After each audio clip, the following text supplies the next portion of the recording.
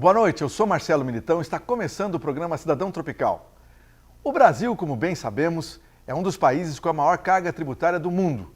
Segundo dados do Tesouro Nacional, os brasileiros pagam anualmente cerca de 34% em impostos. E o mês de março, que está se iniciando, é a época de se preparar as informações para pagar um desses impostos, o imposto de renda. Este ano, a Receita Federal alterou o prazo. Uma das razões para a mudança está no fato de que o programa já poderá ser baixado com a declaração pré-preenchida, que já vem com algumas informações do contribuinte. Para falar desse assunto, convidamos o contador Euclides Nandes Correia, presidente do Sescap Londrina. Como vai, Euclides? Tudo bem? Tudo bem, Marcelo. Boa noite a todos. Euclides, vamos começar falando o seguinte, quem que deve declarar? Isso ainda é o básico ou já teve nova mudança? As obrigatoriedades não mudaram, Marcelo. Então, o básico realmente é aquelas pessoas que receberam rendimentos tributáveis, né, acima de R$ 28.559,70. Rendimentos tributáveis são rendimentos de salário, prolabore, né, aluguéis recebidos, são prestação de serviço. Normalmente são esses que são os rendimentos tributáveis. Rendimentos isentos, acima de R$ 40 mil também está obrigado a declarar. Então, no caso, lucros recebidos, dividendos, né, são valores considerados como rendimentos isentos. Então, acima de R$ 40 mil também está obrigado. Quem possui um patrimônio ao final do ano, totalizando R$ 300 mil ou mais, também está obrigado. Então, tem um imóvel, tem veículo, se isso totalizar mais de 300 mil, está obrigado. São as principais condições, né, de obrigatoriedade. O produtor rural que faturou, vendeu, né, produtos agrícolas acima de R$ 142 mil mais ou menos, também já está obrigado a declarar o imposto de renda. Né? Não pode deixar para lá. Isso. Essas são as obrigatoriedades que já existiam, a legislação não mudou referente ao ano passado. E o prazo? O prazo mudou, né? Essa é uma novidade, uma grande novidade. A Receita Federal alterou o prazo para 15 de março até 31 de maio esse ano, né? Tendo em vista esses 15 primeiros dias, eles solicitaram para se consolidar as informações que as empresas declaram ao final de fevereiro. Então, no final de fevereiro, as empresas entregam a DIRF, que é a Declaração do Informe de Rendimentos, a DIMOB, que são informações imobiliárias, a DEMED, que são informações ligadas a planos de saúde, a clínicas, né, médicas e tudo mais, tem que se informar para a Receita Federal e ela está consolidando essas informações. Então, o prazo seria do dia 1º até o dia 15, a Receita consolida essas informações e ela entrega a partir do dia 15 de março, aliás, uma declaração pré-preenchida com mais assertividade, né? Então, porque se ela libera já hoje, agora no dia 1º, hoje nós estamos agora no dia 6, 7, entregando essa informação da declaração pré-preenchida, pode ser que ela não esteja consolidada, Marcelo. O que acontece? As empresas entregam as informações para a Receita Federal, algumas podem ter perdido o prazo e não entrega a declaração, a DIRF, a DIMOB, fica faltando. Aí o contribuinte vai, naquela ânsia de entregar logo a declaração, ele pode entregar uma declaração incompleta e cai na malha fina. Então a Receita Federal ela prorrogou para que em 15 dias ela consiga consolidar essas informações e quando a gente buscar a declaração pré-preenchida lá em 15 de março, a gente vai poder pegar as informações mais corretas possível. Tá? Para os contadores ficou melhor ou pior? A gente avalia isso de duas formas, né? Tecnicamente é melhor. Porque se eu consigo baixar uma declaração pré-preenchida, onde eu já tenho informações dos médicos, né, os pagamentos que ele realizou para as clínicas, né, para os planos de saúde, as informações bancárias, até imobiliárias existe nessa declaração, as fontes pagadoras, eu consigo trazer isso de forma mais correta e mais rápida também, porque se eu trago da pré-preenchida, eu não preciso ficar aguardando o contribuinte me trazer o recibinho lá de médico, de dentista, já vai estar lá na declaração. Por esse aspecto é muito bom. Só que colocando para 31 de maio, a gente vê que demora muito, um prazo muito alongado, onde o contribuinte pode também demorar, né, para trazer o restante das informações. Como todo brasileiro, né? A pré-preenchida ela não está pronta, ela traz as informações que a Receita Federal possui de informações na sua base, ela coloca na pré-preenchida, a gente tem que conferir essas informações, porque alguém pode ter feito uma declaração errada no seu CPF, né? Pode ter informado lá um recibo, não era o teu CPF, era de um outro. Existe um risco pequeno, mas existe o risco. Então você tem que conferir. Então, se o contribuinte deixar muito para o final do prazo, vai ficar para cima da hora e um prazo muito longo para nós. Nós já vamos estar no final de maio, quase no meio do ano, falando em imposto de renda de 2022. Para nós não é muito bom por esse aspecto, pela demora. O reajuste da tabela não aconteceu de novo? Bom, a tabela do imposto de renda, né, até para 2022 permanece a mesma, né? Agora, com esse novo governo, está se falando em aumentar o limite de isenção, né? Está na iminência de sair uma medida provisória aumentando possivelmente para 2 salários mínimos, né? O salário mínimo a partir de 1 de maio, possivelmente, que é o que a gente está acompanhando, de 1.320. Então, 2 salários, 2.640 seria o limite. Hoje ele está em 1.903, o limite de isenção. Mas isso ainda não está, vamos dizer assim, em forma de lei, né, de medida provisória e tal. Isso ainda é um compromisso que foi firmado pelo novo governo. A partir de 2023, que nós vamos ter o reflexo na declaração de 2024. Então é muito bom a gente saber que para essa declaração de 2023, as informações são as anteriores, os limites são os anteriores. Então o limite ainda é de 1.903 por mês. É muito pouco, mas tem que declarar. A correção da tabela, né, a gente sabe, a última correção foi em 2015. Para se ter uma ideia, hein? Nós estamos em 2023, já se fala numa defasagem de 51% de lá para cá. A Unafisco, que é uma entidade dos auditores fiscais, eles dizem que, pelos cálculos deles, aí que está 146% de defasagem na tabela. Nossa, né? tinha que estar muito o mais. limite de isenção seria próximo de R$ 4.700 hoje, com base nesse estudo que eles têm aí. E seria justo, hein? É o que a promessa do próprio governo aí de ter uma isenção de R$ 5.000. Estaria próximo dessa correção aí, né?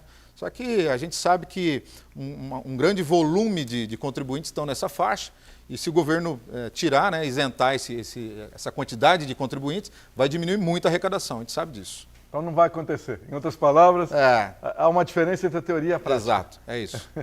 Vamos voltar na declaração pré-preenchida, Euclides, que é a novidade, né, que, como você falou. Como é que se faz para obter a declaração pré-preenchida? Então, a gente tem que ter acesso à base do governo, né? Com o certificado digital, a gente consegue, né, fazer a baixa dessa declaração, mas o governo também colocou através do GovBR, né? Então, ouro ou prata, você consegue baixar essa pré-preenchida. E aí, de forma facilitada, tendo o acesso, né, no GovBR, a gente baixa esse arquivo, tá, onde já constam, isso é uma surpresa bastante interessante, que saldos bancários na declaração, informações de aquisição de imóveis, né? Não vem o valor do imóvel, mas já sabe lá o que o cartório informou, né? A contratação, né? A negociação lá que houve no cartório, eles são obrigados a informar a Receita. Então, o que tem na base dela, ela vai colocar na declaração, né? A gente vai ter que confirmar se aquela operação realmente aconteceu, né? Se não tem algum problema ali. Então, a pré-preenchida, você busca através desse acesso que o contribuinte tem que fazer na Receita Federal, através do GovBR ou de certificados digitais. E quem atestar e falar, tá tudo certo, mandar, e aí? Aí já era, ou não? Não, na verdade, assim, se ele atestar e entregar, é lógico, ele tem que guardar os comprovantes. Isso não isenta, né, dele ter que guardar os comprovantes. Então, existe uma informação na base, a Receita está disponibilizando através da pré-preenchida, mas se, por exemplo, ele precisar levar essa documentação, for intimado para comprovar as suas informações da declaração, ele tem que levar os comprovantes. Então, não isenta dele guardar o recibo do médico, o informe de rendimento que ele vai buscar lá na fonte pagadora, a escritura, né, ou o registro, a matrícula do imóvel. Então, ele tem que ter tudo isso em mãos, tá? Porque se for o caso dele ter que apresentar, ele não está isento porque buscou uma informação pré-preenchida na Receita. Tá? E se tiver errado, aí se a Receita mandou, como você falou, errado a pré-preenchida, dá mais problema, né? Na verdade, a Receita ela vai mandar o que ela tem na base dela. Né? Certo. Então, quem que manda essas informações? As empresas, as fontes pagadoras. O que a gente diz é o seguinte, é que pode acontecer um erro de uma informação dessa, né? Então você não pode acreditar 100% que ela está correta, né? Pode até vir faltando alguma coisa. Pode faltar alguma coisa. Ou pode ter algo a mais também, né? Pode acontecer. E aí? De repente estou preenchendo a DIRF lá e trocaram o CPF de um pelo outro lá. Pode acontecer, um sistema. O volume de informações é muito grande hoje, né? Pode acontecer. Por isso que a gente fala para conferir. Não aceitar simplesmente que veio lá está correto, né? Agiliza o preenchimento. Agora, isso mostra que o sistema de cruzamento de informações da Receita já é violento, assim, é muito completo já, né? A Receita tem um volume de informações muito grande, né? As operações financeiras, imobiliárias, né? As fontes de pagamento. Então, o que é preciso, ela está realmente já com informações na sua base e o que ela consegue já consolidar, verificar, né? Se realmente tem consistência aquela informação, ela está disponibilizando para o contribuinte. A tendência é que essa declaração seja somente para confirmação mesmo com o tempo, né? Acontece que na prática a gente enxerga um pouco diferente assim, porque tem muita coisa, dos grandes contribuintes principalmente, que ela não vai ter isso 100%. Né?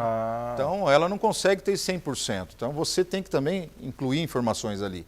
E o principal é a análise da declaração, não é nenhum preenchimento, Marcelo. Certo. Então, o que é analisar uma declaração? Aquelas informações estão coerentes, consistentes com a tua realidade, né? Então, muitas vezes uma informação daquela lá pode estar com uma declaração negativa, por exemplo, você não está olhando. O que é uma declaração negativa? De repente, o teu patrimônio demonstrado ali é maior do que a tua renda declarada, né? Está negativa, você está com problema com a receita. Não necessariamente. Né? A tua origem, você vai ter que informar uma outra origem de renda. De repente, o patrimônio foi adquirido com empréstimo e financiamento de terceiros. Né? Quem que vai informar isso? Só você que está sabendo. Né? Então, o fechamento dela, a análise, isso a Receita não consegue terceirizar não, né? Tá? Não tem jeito. Não. Cris, vamos falar agora sobre a questão um pouco de investimentos, né? E a relação que isso tem. Aliás, a gente estava falando sobre imposto de renda e né, muita gente investe em renda fixa, renda variável, fundos diversos, rendimento também. Além do rendimento, também tem o imposto, né? Cada um com um tipo de tratamento tributário. E aí, o que isso... tem vantagem alguma coisa sobre alguma coisa na hora de declarar o imposto de renda ou não? Não é questão de vantagem, na Mas verdade tem a imposto tributação sobre tem. Toda a renda, a maioria tem imposto, né? Menos a poupança, é isso? A poupança é isento. Né? O restante tem tributação, só que você nem enxerga lá, porque ela é tributada exclusiva na fonte. Então, né, a renda variável, né, essas aplicações em CDB, fundos de investimento, eles são tributados exclusivos na fonte. Então, se você analisar lá, da tua renda bruta que houve, tem uma parcela que é de imposto de renda retido na fonte, né? E ela é exclusiva, ou seja, você não consegue compensar. O que pagou lá na renda, pagou. Você não, um abraço, já foi. Né? Então, a renda variável é tributada exclusivo na fonte. Tá? Então, normalmente, essas aplicações mais conservadoras, o próprio banco faz o cálculo e recolhe, ele fica responsável pelo recolhimento desse imposto. Na declaração do imposto de renda, você acaba tendo que informar lá, porque tem um grupo de rendas, né? Rendas isentas, rendas tributáveis exclusivamente na fonte e as tributáveis. Então, você classifica em qual renda foi adequada ali para o tipo de rendimento que você teve. Mas uma coisa é certa, não se paga duas vezes, então quem foi tributado na fonte não vai pagar de novo.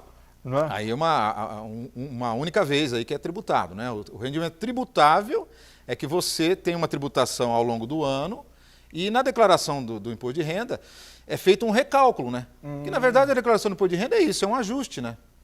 A tributação é devida mensalmente. Então, se você é assalariado, todo mês você tem salário descontado na fonte o imposto. Não tem como fugir. Só que aí você tem uma renda extra lá, um aluguel. Você tem uma casa lá e recebe o aluguel. E aquele aluguel não está sujeito ao imposto de renda na fonte. Você recebe direto do inquilino, de repente. E é menos que R$ 1.900, então você não tem que pagar o imposto mensal. Mas nesse momento você tem que lançar o salário, declarar os aluguéis recebidos. O que acontece nesse momento? O salário está tributado, mas o aluguel não está. A declaração ela ajusta, ela soma os dois rendimentos, recalcula em cima do valor da tabela, ou seja, então vai aumentar a tua renda tributável e você vai acabar pagando imposto de renda sobre aquela renda que você não tinha sido tributado. Né? Então, por isso que a gente chama de ajuste. Tá? É uma declaração de ajuste, não é que você está tendo que pagar um imposto naquele momento. Muitas vezes pode acontecer o contrário, você ter pago a mais ao longo do ano, quando você faz o ajuste, né, lança despesas, não vai ter todo aquele imposto que foi descontado ao longo do ano. Então, ele vai te devolver uma parte, que é a restituição. Né? Muitos até querem saber, não tem restituição. Né? Se você nem recolheu, nem pagou ao longo do ano, não vai ter restituição. Né? Então, a declaração ela vem para isso, para ajustar, né, essas rendas e tributar de forma regular, assim, toda a renda que você oferiu. Agora, nos últimos anos, aumentou aqui no Brasil, né, o número de pessoa física, de investidores em ações, né, Euclides? Tanto que a Receita alterou esse ano o limite de obrigatoriedade do imposto. Explica isso para a gente. Na verdade, assim, está obrigado a entregar a declaração do imposto de renda quem teve vendas, né, de ações acima de 40 mil no ano. A venda de ações acima Venda de 40 mil. ações. É o total, faturamento, vamos dizer assim. E antes, né, qualquer valor negociou em bolsa, você já estava obrigado a declarar. Então, o que mudou é isso. Podia ser milão. Podia ser R$ 1.000. Negociou em bolsa, você vai ter que declarar. Esse ano, não. Só vai ser obrigado se você tiver a venda de ações superior a R$ 40 mil no ano. Né? Obviamente que se você tiver outras rendas que te obrigam, você vai ter que declarar também, né? Mesmo que você não tenha os 40 mil de ações. Tá? Agora, se o fato teu é só ações, só está obrigado se você oferir aí uma receita bruta de venda maior que 40 mil. E ao contrário dos investimentos que a gente acabou de falar, renda variável, renda fixa, aqui a ação não é tributado quando vende, né? Ou já é? Não, a ação você que tem que fazer a declaração. Na verdade, existe um imposto que é o imposto dedo duro, né? Tem um 0,005 que é descontado na fonte. Tá? Já ele é tem, só um dedo duro, para dizer assim, ó, ele teve rendimento em bolsa. A Receita já fica sabendo. Fica sabendo. Então, você te obriga a fazer o controle. Então, esse controle é mensal, você tem que controlar, tem softwares hoje, tem empresas especializadas que calculam, mas você consegue fazer através de uma planilha, porque todo mês você tem que calcular qual foi o teu ganho ou prejuízo com ações. Se você teve ganho, vai ter que recolher o imposto no mês seguinte. Né? Então, os ganhos de bolsa de valores são 15% no geral, né? A não ser o day trade, que aí é 20%. Tá? Então, um percentual maior também. Mas você que recolhe.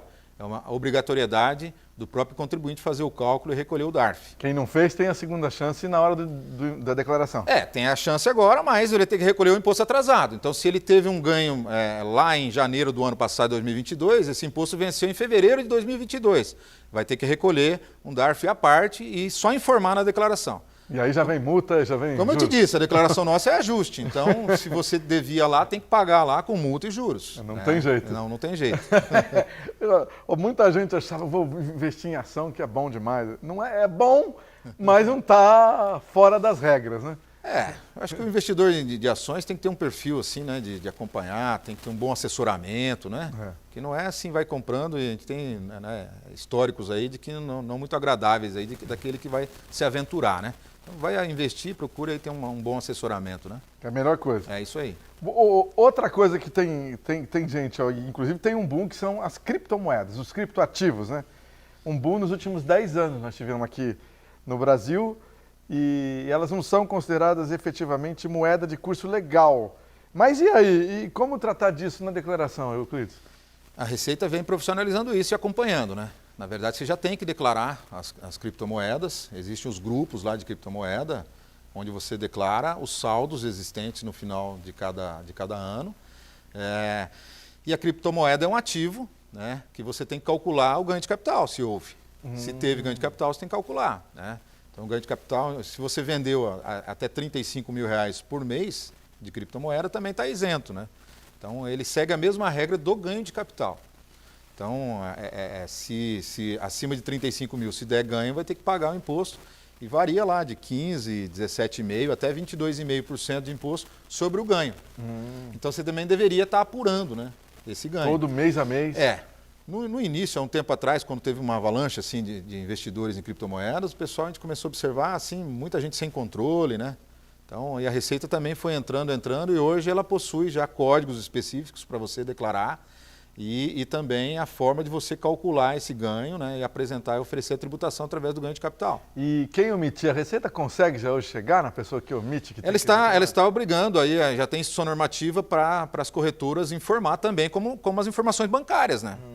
Tá? Então, já buscou, existe instrução normativa já regulamentando como que as corretoras devem apresentar os saldos para a Receita Federal. Tem gente que imagina, isso aqui não é nem no Brasil, então é algo virtual, ninguém vai me pegar. O que acontece, Marcelo? A informação existe, a Receita é a questão dela definir se ela vai utilizar isso para algum programa de fiscalização ou não. Né? Então, muitas vezes o pessoal conta um pouco com a sorte, né?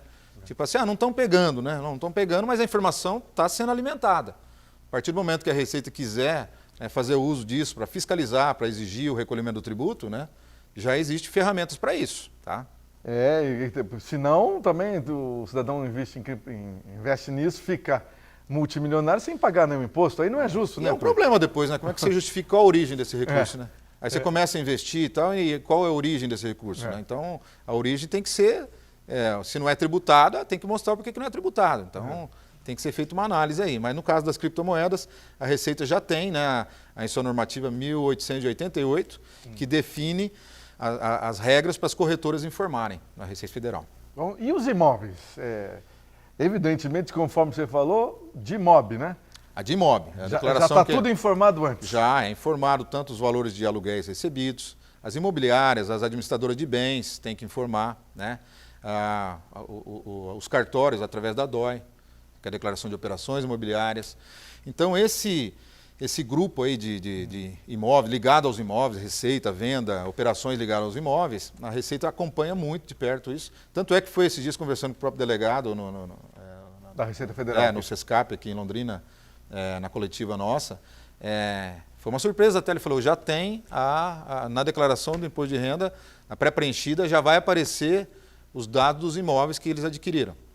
Né? Então, isso para nós assim ia demorar um pouquinho, e já chegou. Né? Ou seja, então, eles estão surpreendendo. Aí o que cabe assim, o contribuinte tem que acompanhar o ganho de capital, principalmente na venda, né? Porque a Receita vai ter a informação da compra, né? A venda ele tem que, porque as regras do ganho de capital são várias. Né? Então aí já é difícil dela calcular isso para o contribuinte. Quando ele fizer uma venda, com certeza ele vai ter que acompanhar e preencher o ganho de capital com as regras previstas para aquele imóvel. Mas só esclarecendo melhor, a Receita já recebe o valor do negócio? Ela recebe tudo. Na verdade... Ou seja, aquele negócio de passar a escritura por menos, então acabou isso. Ou não? Olha, a informação, né? Isso aqui no Brasil nunca existiu, né, Marcelo? Passar a escritura por menos nunca existiu. Mas a gente sabe o seguinte, ela vai receber a informação oficial, né? Que é a informação que o cartório colocou, a informação que a imobiliária colocou. Acontece que existem hoje instrumentos para identificar se está tendo alguma coisa errada. Por exemplo, principalmente a movimentação bancária. Essa é determinante. Então você vai lá e faz um negócio de 1,5 milhão, né? E de repente lá o recebimento do valor vai ser 1,5 milhão na tua conta corrente. Depois o documento fiscal não vai conferir com esse volume de recursos. Já é suspeito. Você justifica o quê? Que aquele valor é o quê que você recebeu? Normalmente a Receita Federal, ela olha aí. Não espere que o dia que você for chamado lá, você vai levar só a tua escritura. Ela vai querer o teu extrato bancário e saber o valor que você recebeu. Detalhado. Tem que estar batendo o valor que você recebeu no banco com o valor da escritura. Se tiver divergente, você vai ter problema. E problema sério, porque daí já vira um problema criminal, né? Não é nem só... Não é, exatamente. Aí você já vai incorrer num problema de crime. E vamos para um tema aqui que é questão do MEI, né? Hoje tem milhões de pessoas enquadradas como MEI no Brasil. Como é que é? O MEI precisa declarar imposto? Não precisa? É muito boa essa pergunta, porque gera muita dúvida, né? O MEI é o microempreendedor individual, né? Quando ele constitui um MEI, ele tira um CNPJ, tá? Então, uma pessoa jurídica. Então, ele tem uma personalidade jurídica como MEI. E ele tem a regra para cumprir, ele tem que entregar o da ZNMEI lá, né? Que é a CIMEI, que ele tem que entregar uma declaração específica cumprindo a regra da PJ, da pessoa jurídica. Outra data? Em maio, né, que vai ser feita a entrega da ZNEI, do MEI. Então ele tem que cumprir essa regra, senão ele perde a condição de microempreendedor individual, que tem as vantagens de isenção de imposto e tudo mais. Né? A declaração do imposto de renda da pessoa física não se confunde com a do MEI. Então ele tem que prestar conta no CPF dele. Né? Então no MEI ele tem o CPF e tem o CNPJ. Agora ele tem que cumprir a regra da declaração pessoa física. Então ele tem que entregar sim a declaração se ele tiver sujeito àquelas condições de obrigatoriedade.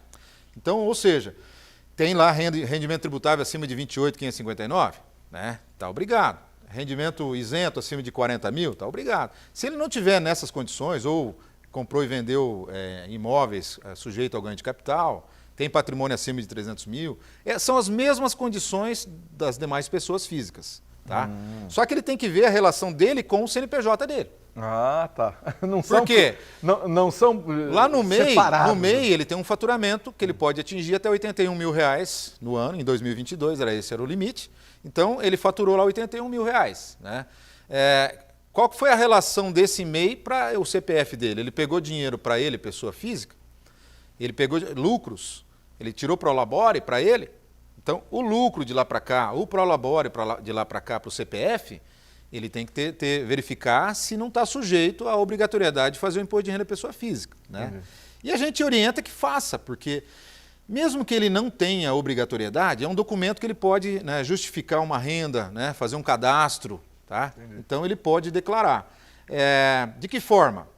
Se ele tiver a contabilidade, né, se ele contabilizar, fizer a contabilização, ele vai saber exatamente o que sobrou para ele e aquilo que ele retirou é lucro. Então, vamos supor que ele teve lá 80 mil de faturamento e gastou 20 mil. Sobrou 60 mil, e 60 mil para ele é lucro, Marcelo. Então, na pessoa física dele, já estaria obrigado. Né? Obrigado a declarar. Se ele não tiver uma contabilidade, ele consegue resolver. Existe o lucro presumido que ele pode utilizar, que é 8% de lucro no comércio, 32% no serviço. Então, em cima do faturamento do MEI, ele presume que ele teve um X de lucro. E aí ele traz esse lucro para a declaração pessoa física, né?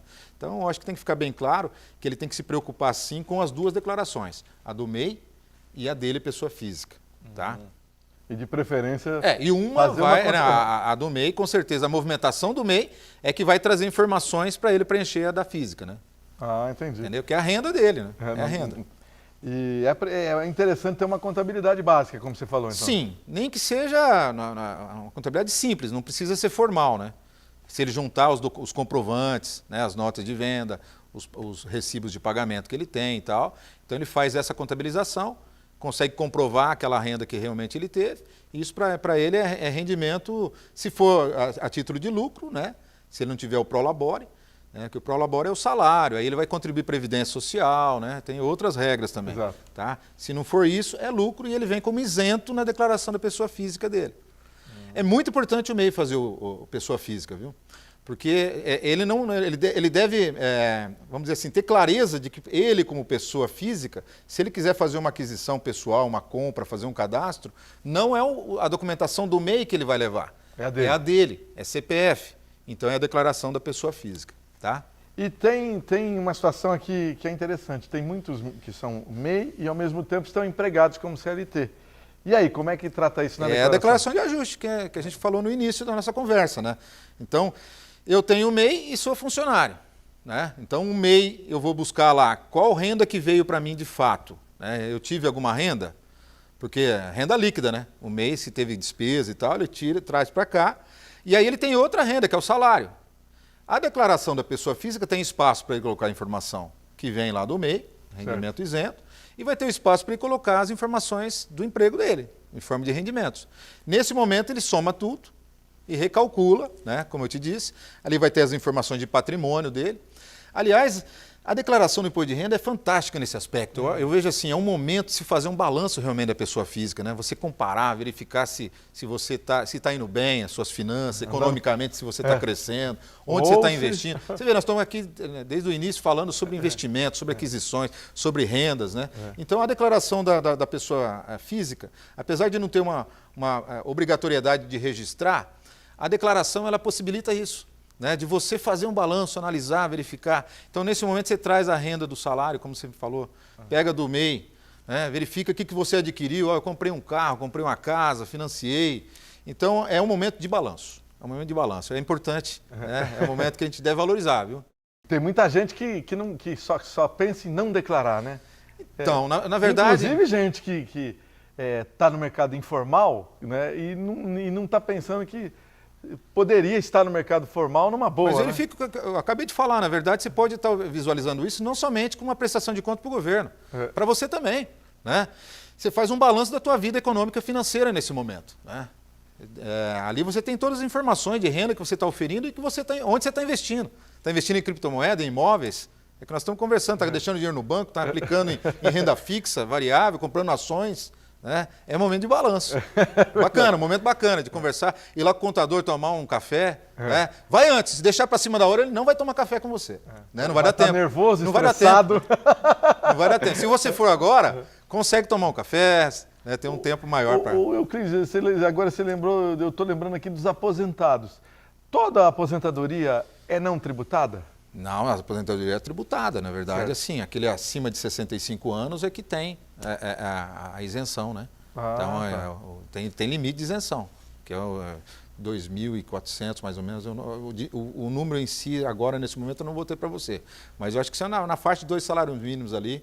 Que Acima disso, já é tributado. É, né? Já. Mas a maioria é na fonte, ou não? Na verdade, assim, quando vem 2.600 já tem imposto de renda na fonte, né? Que é os 1.900 que é isento, certo? Então a Previdência já deduz, se passou desse limite de R$ 1.900, ela já vai deduzir o imposto de renda tributável naquela fonte, né? Naquela fonte pagadora. Só que aí é o seguinte, ele tem a renda de aposentado, mas pode ser que ele tenha uma casa de aluguel, pode ser que ele tenha outras rendas, né? Então traz para cá e acaba sendo tributado. Eu já vi assim, as pessoas falam, eu me aposentei e o valor da aposentadoria está sendo tributado agora, porque ela soma com as demais rendas e às vezes aumenta o limite ali, né? A alíquota. Louco. Aumenta, porque de repente eu estava pagando lá 15%. Aí eu recebo 2.400 por mês, tem uma renda lá de 40 e poucos mil no ano, né? E esses 40 e poucos mil me eleva a alíquota de 15 para 17,5 para todas as rendas minhas. Então, por isso que às vezes a aposentadoria, para quem tem mais rendas, às vezes acaba aumentando o imposto, né? Eu já vi muitos contribuintes reclamando, mas não é justo, não é justo. Agora aumentou meu imposto de renda porque está comendo toda a minha aposentadoria. E é real. Acaba acontecendo às vezes. Não vou dizer toda, mas acaba pegando uma boa parcela da aposentadoria quando você soma as demais rendas, né? Quem sabe está com os deputados aí, apresenta um projeto de lei lá dizendo vamos isentar quem é aposentado, que já contribuiu tanto, não é? Pelo menos então, acima existe aquele limite, né? Mas acho que, como eu te falei, na faixa de 2 salários mínimos ali, isentos, todos têm essa isenção, né? Se você recebe até aquele limite, não vão descontar imposto de renda de você.